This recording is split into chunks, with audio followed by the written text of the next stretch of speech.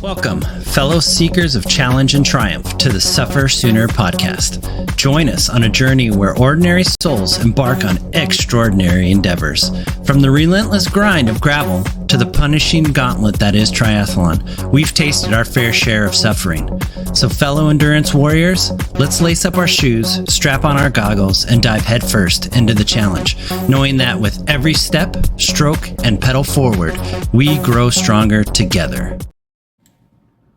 What's going on, guys? We're at episode 25 today. We're going to talk about training camps. We thought about making this one because we are going to Colorado next week, and we figured instead of driving out one weekend, driving all the way back, and then driving out again on the next weekend, that we would throw in a little training camp where we can get some altitude training in, get some long miles, get some high elevation, and just make it a camp. So let's just let's go over and talk about like what we're gonna do for Colorado, and then we'll talk about like how you prepare yourself for a training camp. Yeah, so this all came about because we were talking about doing a triple bypass. Let's see, we did it 2 years ago, right? Yep. It was 2022, and we said, hey, in 24 we should come back because we already had plans for 23. So we're like, okay, well, we'll see if we can come back in 24, and then sure enough, here we are. And so and then when they published they changed the timing because it was in August 2 years ago, and then they changed the timing, so it's now triple bypass is this next weekend or this upcoming weekend, and then the week after is what used to be the Mount Evans hill climb is now Mount Blue Sky hill climb.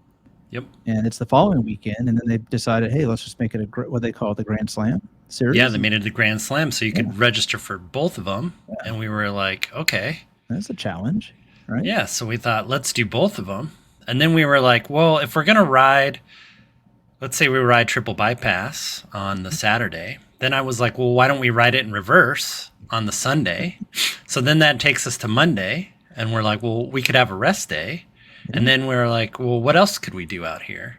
And so we decided to do, the Big Thompson Devil's Canyon ride. There's a Trail Ridge Road and to Grand Lake.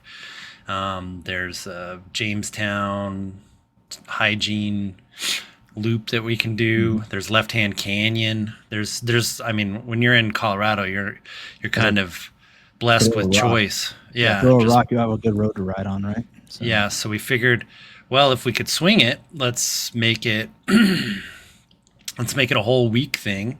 Mm-hmm. And so like you don't have to have a camp for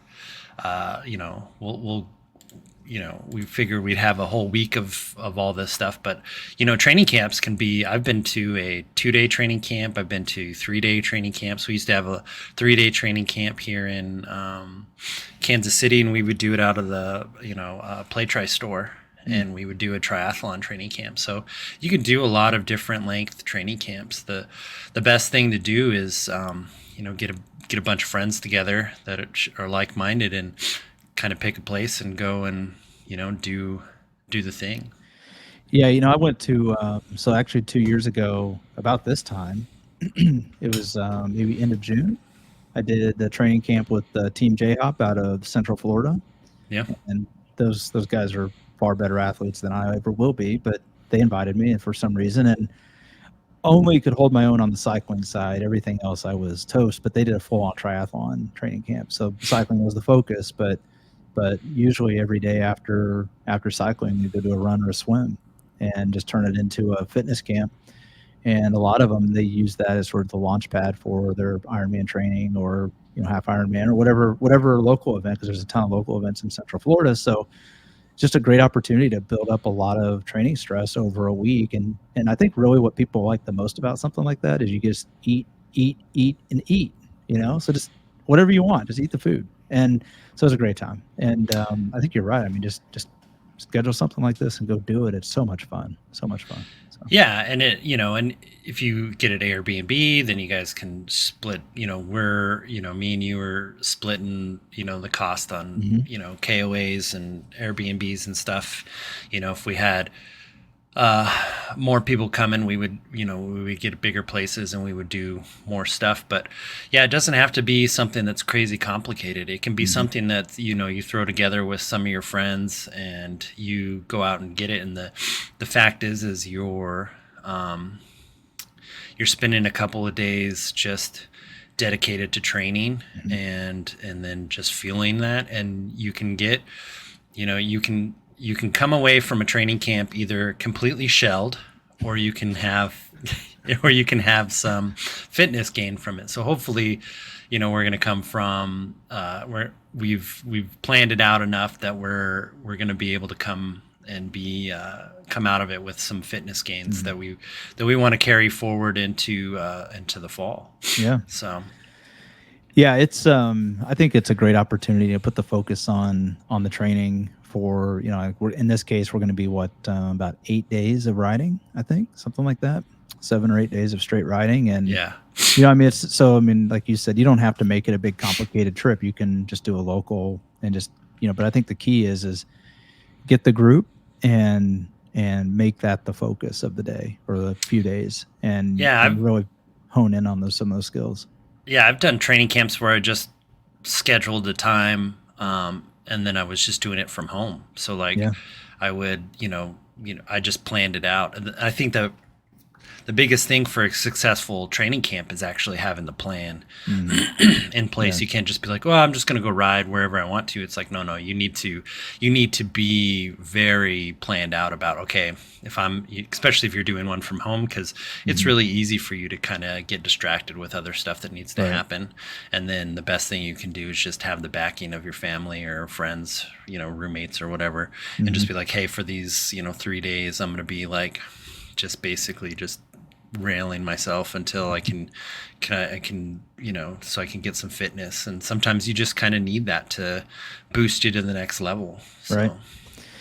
Yeah, I think like I say, I think having the plan, and for this particular one, we put a lot of time into just trying to figure out what routes made sense. And when you first said, oh yeah, we could just ride triple bypass and then just ride it back the next day, I mean, a lot of people do that. I mean, we're not going to be the first people to ever do it, but that's not a small amount of stress on the body. I mean, we're thinking, it's 24 miles and about 20,000 feet of elevation over 2 days, which, for a couple of flatlanders like us, I mean, that's like a month's worth of elevation.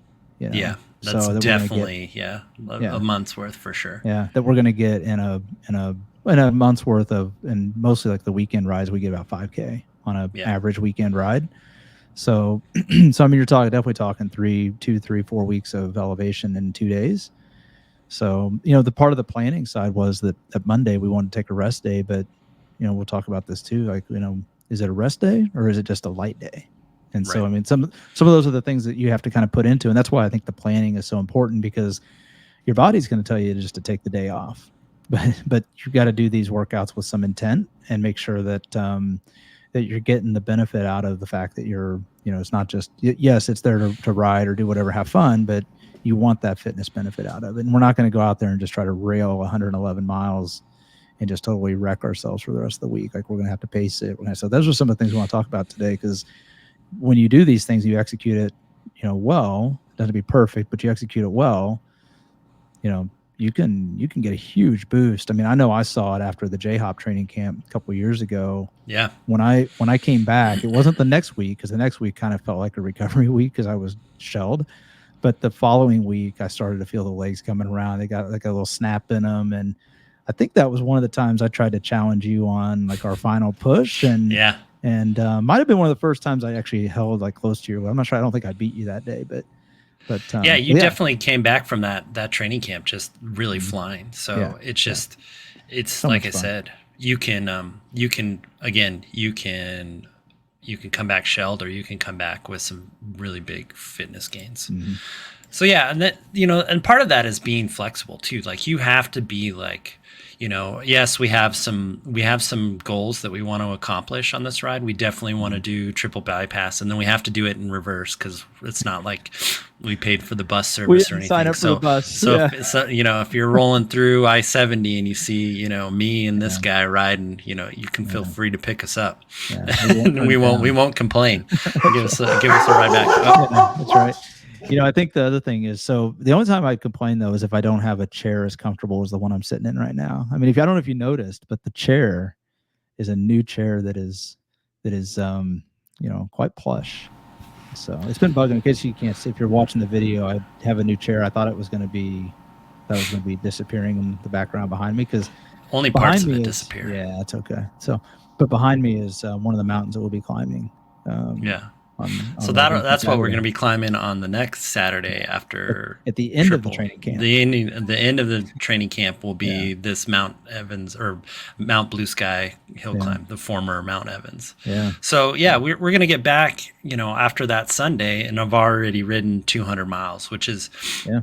basically what our average weekly mileage is, and Yeah. we did it in 2 days. Yeah. And so then that Monday, we're looking at either rest day or we're going to take a light day where we just kind of spin the legs out and Yeah. and do all that stuff. So you have to be flexible in the fact that, like, your plans may not be, you can't jam pack every single day full Right. of everything all the time. Otherwise you're just going to come back probably injured or broken. Yeah. For sure.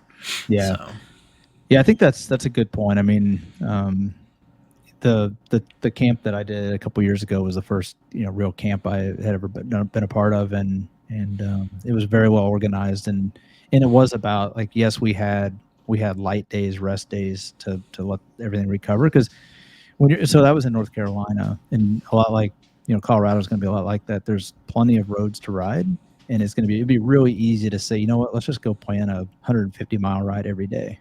yeah. You could do it, but yeah, are you're probably going to put yourself in a position of possible injury or something like that. So, being flexible, and I think too, we put on our rest days for this upcoming trip. We made sure that the routes had optional sort of outs, if you will. So, like, if the legs are just, if you get into the ride and the legs never really feel quite right, and like, hey, this should really just be a rest day, we have the option to sort of turn around and cruise our way back pretty easily. Yeah. So, and we're not going to worry too much about it, because, it's supposed to be a light day anyway. So, yeah. And then I think the other big thing that you always want to do is, you want to keep food just constantly coming in. I mean, we're not world tour pros, but like even world tour pros eat, constantly when they're training, like in a training camp like this. It's basically like, you get up, you eat your big breakfast, you get ready for the ride, you go ride, you come back, you have lunch, or you go to a cafe, and then you do the second half of your ride, and then you come back and you eat, and then you have dinner, and like it's just a constant working out, and then feeding yourself, because you're really just burning. I mean, I think I forgot to look and see what my KJs were for that last triple bypass ride, but I think it was around like 3,000 or 4,000 oh, calories. At least. And then plus you're at altitude burning extra. Yeah. So it's like your idea of, and then when you're at altitude, you have a propensity to not want to eat because your body's already just kind of working higher than it normally is. Yeah. So then you kind of almost have to, like, make sure, you got to be really diligent about making sure that you're feeding the engine. Otherwise, we could hit Wednesday, and if we messed up fueling on Monday or Sunday, then the wheels of this whole thing could be flying off. Yeah, I think so. Just on that, I think I burned about 4,000 calories that day on triple bypass a couple years ago. So I'm sure you probably burned at least that, probably a little bit more, being a bigger guy. But I can tell you, just like any other ride, you're never going to eat as much as you're burning on the ride. And so, afterwards, it's super important to replenish that. On the camp I did a couple years ago, we like it was like an eating contest when you got back. It's like how much food can you eat? There's constantly we went to the store like every other day and just replenished all the snacks, and then every night we made a big like family style dinner, and you just ate a lot of pasta, a lot of carbs, and it's all about keeping the glycogen full. And it's funny because I was watching the Tour de France is on right now, so I was watching coverage of that earlier today, and they were talking about the rest day yesterday. Of course, all the tour pros are eating like there's no tomorrow. But then on today's stage, it happens to be a very straightforward stage, no climbing, just a fairly flat stage, and they're going at a much slower pace. Yeah. And the commentators were talking about like how important it is, even though they're going at a slower pace, that they needed to just keep eating as much as if it was a hard day in the tour. And that's hard Yeah. to do because you don't feel like you need to eat because you're not working as hard. But that's exactly what happens in these camps. It's the same concept. Like you've got to keep eating, even if you don't feel like you're, that hungry. You got to keep the carbs coming in and keep the glycogen full, because that could come back to haunt you a day or two later. And you don't need to bonk on one of these types of things. So that'll be a tough spot to be in if you do. Yeah, especially if it's like one of the rides that we penciled in is like, hey, these are like the must ride rides. Mm-hmm. Like we want to do that. What is it? Trail Ridge and Left Hand Canyon. Yeah, and Left Hand Canyon. Those are two of the routes that we really want to do and make sure that we get along in the week. So yeah, we don't want to mess up fueling at the cost of having to take an extra rest day or something like that. So what's really interesting, that Trail Ridge Road. So we went out there with the purpose of triple bypass and then the Mount Blue Sky. But the one I think I'm starting to really look forward to is that Trail Ridge Road over to Grand Lake from Estes Park and then back. And that's going to be that's a beast of a day. That's a big day. I just did that on the Garmin, and I'd planned it in the route. I mean, that's another like 90-mile day with 10K of climbing. Yeah. And just insane. Isn't it? And that's going to be on day 4, right? If I remember right. And so, coming off the triple bypass and then the double triple bypass, which is what people call it. Yeah. Like they talk about carb deficit or a calorie deficit. I mean, it's going to be super important on that light day that we really, eat as much as we can. But that ride is going to be a real test because it goes up to 14,000 feet of elevation over the Alpine Visitor Center area. And so to your point earlier about altitude, that's the other component of this training camp is you've got to factor in the altitude difference and the fact that your body is burning so many carbs just to adjust to the altitude. Just to stay alive, basically. Your breathing rate goes up, your heart rate goes up. And I remember I've just been out to Colorado enough times now. It's like, oh my gosh, you can't eat enough carbs. Like, I don't care how many candy bars you put in front of me, like rice, pastas, any of that stuff. Like you got to just keep eating that stuff. That's just not even being on a bike. So that's just existing out there. Mm-hmm. And and then plus we're coming from 100% humidity, 100-degree place. We sweat like it's going out of style. Like we can drench the shirt and it looks like we just came out of a dunking ourselves in the pool.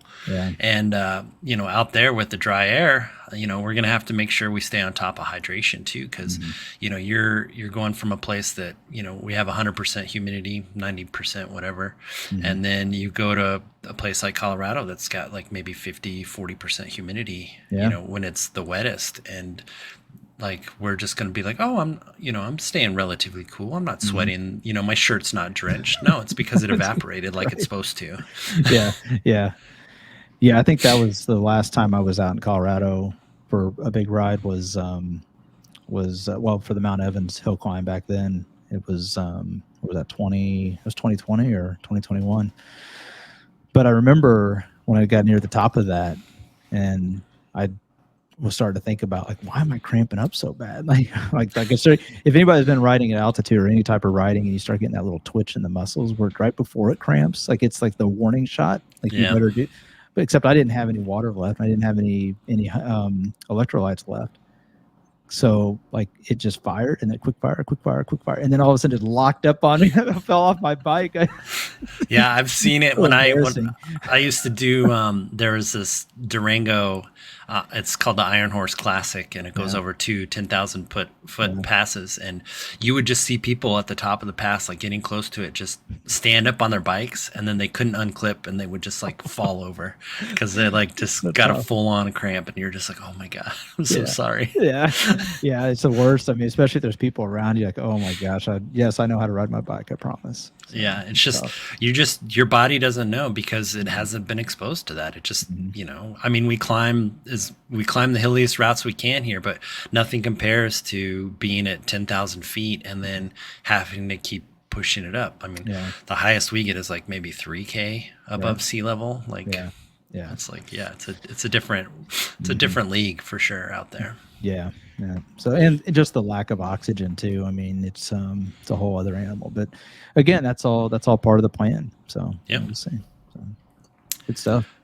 Yeah, so then, we talked about this before too, is there's planned easy days or rest days. So, be flexible in your plan when you're doing a camp. Like 3 day camps, you really don't have a rest day. They're usually just like hard, like you have a couple of, like you'll do an early morning ride on the first day, or, try, if you're at a triathlon camp, it's usually like swim early in the morning, then go for a ride, and then you'll run in the evening, and then the next day you'll have a later, or you'll probably have like a later in the morning swim, and then you'll have a later in the afternoon bike and run, and then the last day it'll switch, so you have a couple hours between. But yeah, just plan for,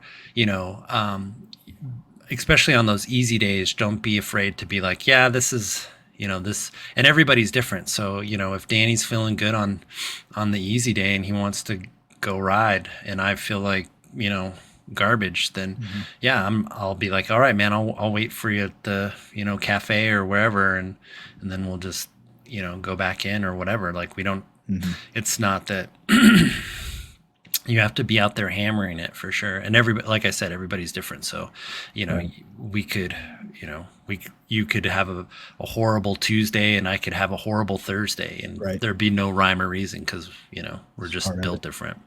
So, Yeah, knowing my luck, I'll end up going out there and I'll have my best day will be on a rest day and my worst day will be on the event days. Like, yeah, like what the heck? Come on. Come on, legs. it's like, come on, legs, what are you doing? What are you doing to me? Making me look like a Yeah, jackass. right. And that's the thing. It's like you just never know on these things. And just don't put too much. Like, don't put any of that unnecessary stress on yourself. Just go out and remember, you're out there just to number one is out there to have fun. Try to Yeah, enjoy it. we're not out there to hit PRs or have my fastest, Uh, Although climb or I'm my. climbing Vale Pass a little bit faster than last time, but Yeah, I would like to climb. I would like to get through triple bypass a little bit faster than we did yeah, last time. But yeah, we were waiting on a friend of ours, and we were just kind of taking it slow. But I yeah, think, this year, since we kind of know what to expect, we'll probably won't dilly dally at the aid stations yeah, as much, and we'll just kind of keep pressing on, yeah. because the fact is again, if you suffer sooner, it's over quicker, and you get a little bit more. You can start rest and recovery sooner.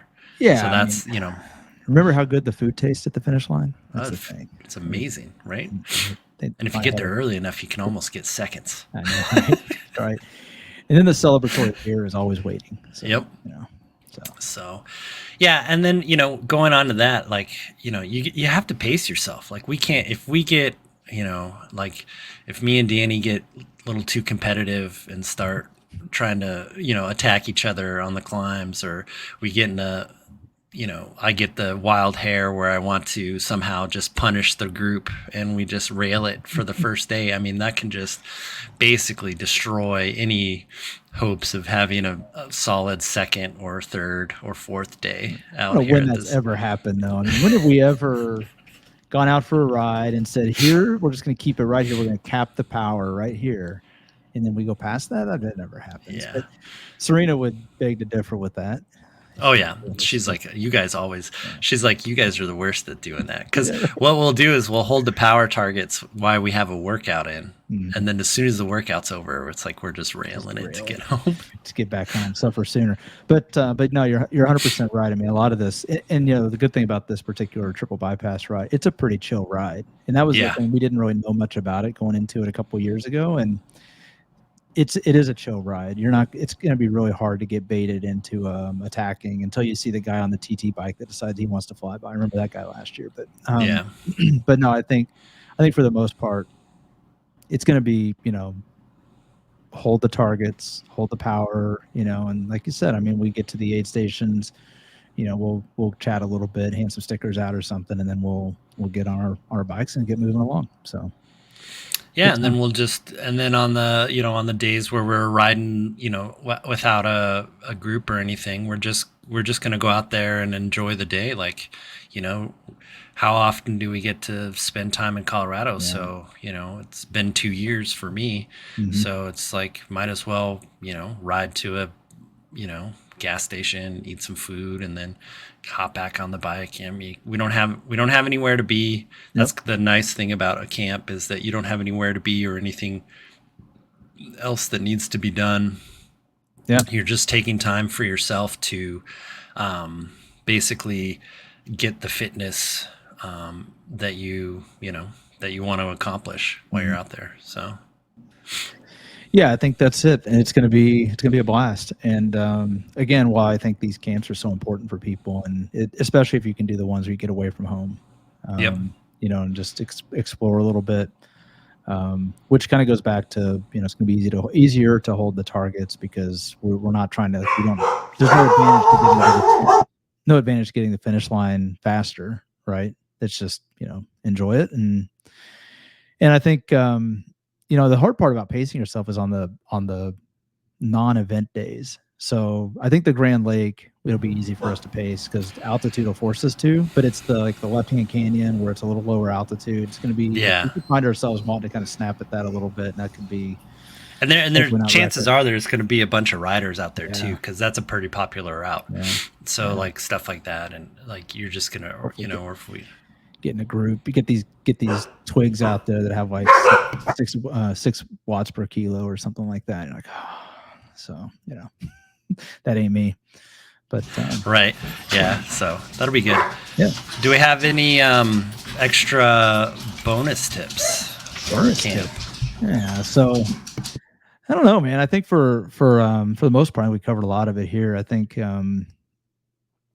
I'd say, what I'd say, just because it goes to the enjoyment side of this, is when you go out of town on one of these trips, like, use as a chance to try something new and different, and not just riding and doing your event, but like the food and the atmosphere of the area you're in. Like, don't get so locked in on this thing that it's all about business. Because unless you're a pro, I don't think it's all about business. Like, No. let this be an opportunity to sort of decompress a little bit from the standard training regimen, because guess what? You're going to be right back at your house. You're going to be on the trainer. You're going to be riding your normal route or running your normal routine.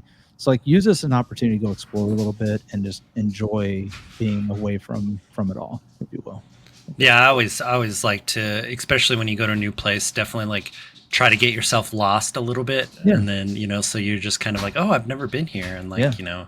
And you just kind of go where, it's not the normal tourist, place to go. It's just, you're just like, oh, I'm going to ride this road because, somebody said it was, good in a review or something like that. So you just go out and, try to find local roads and local things that just aren't off, not like the normal tourist traps type stuff. So, what I found interesting when I did the Colorado trip last year, 2 years ago, when I took the bike out, I rode a couple of routes, and then I looked on Strava, just because that's the routine, right? You look on Strava and you kind of see how that guy stacked up nowhere near anybody, because it's like all these people are acclimated, they live there full time, and then it's like, so don't get caught up comparing yourself to that kind of stuff.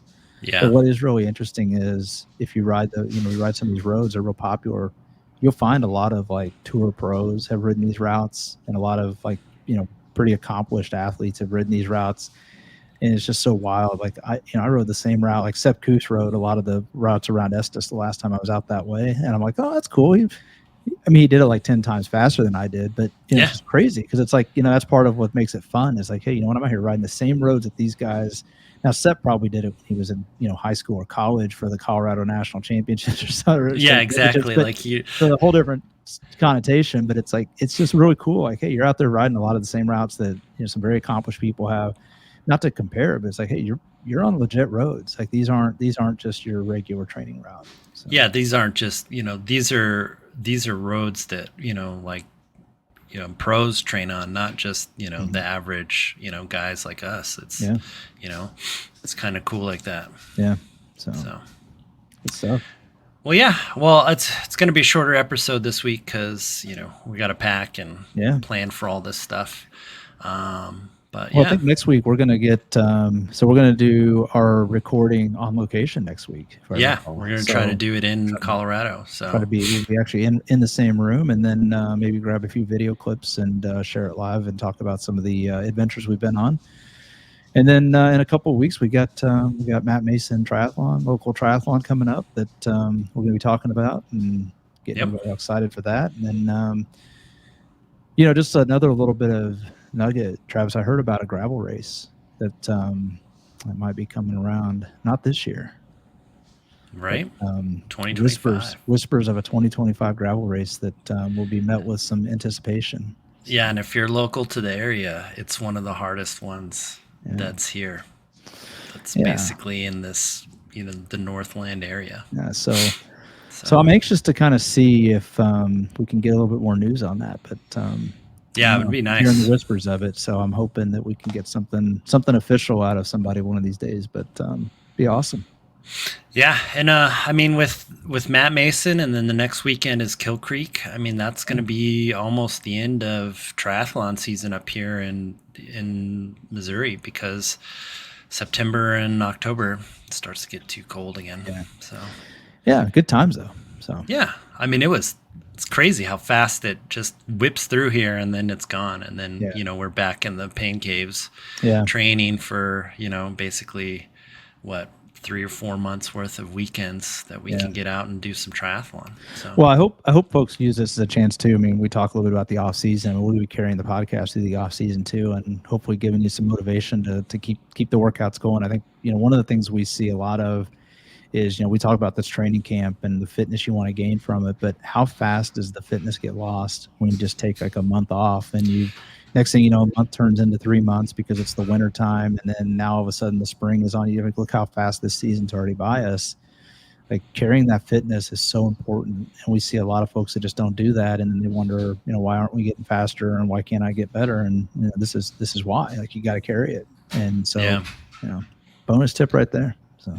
Yeah, definitely. Like, definitely stay tuned, because we're going to do we're going to try to get some cool stuff going on this fall, with Zwift or, that other race platform. And then, maybe have some gravel camps or something like that where, at least I know there's some gravel camps coming up from Adrian's group. So nice. we might actually have some gravel camps too. Yeah. But Danny's like 100% right. If you build this fitness and then you take, let's say it takes us a week to build all this fitness that we did, then about a week to recover. If we took that next week off after we recovered, we're basically going to start back to where we were. So we just, we bumped our whole fitness up to a whole new level, and then we just let it fall back down to baseline. And what we want to do, and what Danny's talking about, is we want to raise it and then now hold it at that level, so that we're now going into the fall at a higher place than we were last fall, and the fall before that, and the fall before that. And then that hopefully carries.